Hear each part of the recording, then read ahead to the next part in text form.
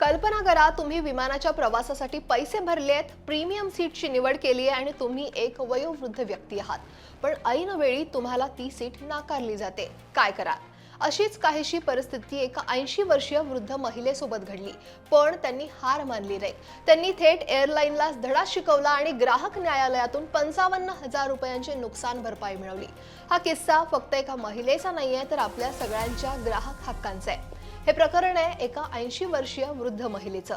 या महिलेचं नाव आहे अंशू ए अमीन. तर अमीन यांना 2 शस्त्रक्रिया त्यांच्या झालेल्या आणि त्यामुळे त्यांना आरामदायक प्रवासाची नितांत गरज होती. आणि म्हणूनच त्यांनी डिसेंबर 2023 मध्ये बंगळुरू ते अहमदाबाद या इंडिगोच्या विमानासाठी अतिरिक्त पैसे भरून प्रीमियम फ्रंट रो सीट म्हणजेच अगदी पुढची 1B आणि व्हील चेअरची सुविधा बुक केलेली.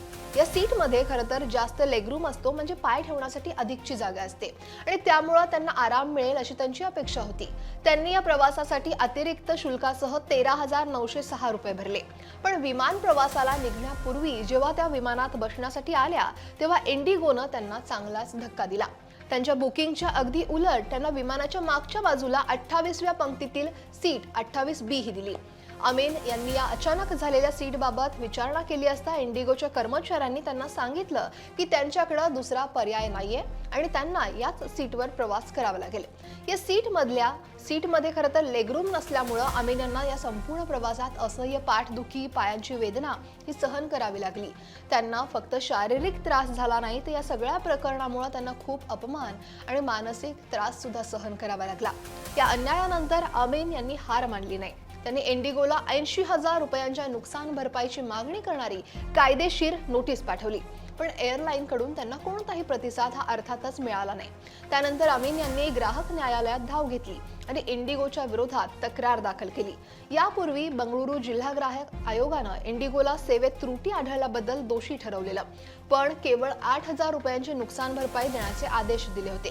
अमीन यांना हे पुरेसे वाटले नाही आणि त्यामुळे त्यांनी कर्नाटक राज्य ग्राहक विवाद निवारण आयोगात अपील केलं आणि नुकसान भरपाई वाढवण्याची मागणी केली. कर्नाटक राज्य ग्राहक विवाद निवारण आयोगानं या प्रकरणाची सुनावणी केली. आयोगानं निरीक्षण केलं की इंडिगो एअरलाईननं अमीन यांचं वय आणि आरोग्याची स्थिती विचारात न घेता मनमानीपणे सीट बदलली आणि यामुळे त्यांना प्रवासात प्रचंड असुविधा आणि मानसिक त्रास सुद्धा सहन करावा लागला.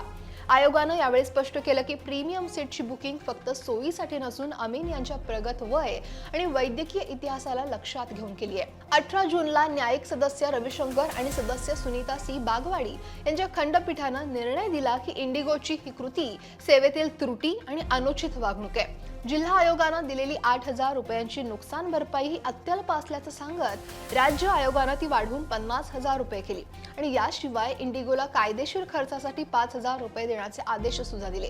त्यामुळे एकूणच इंडिगोला 55,000 रुपये द्यावे लागणार आहेत. एअरलाईनला 30 दिवसांच्या आत ही रक्कम जमा करण्याचे आदेश दिले गेले आहेत, अन्यथा 6% वार्षिक व्याजासह ही रक्कम द्यावी लागेल.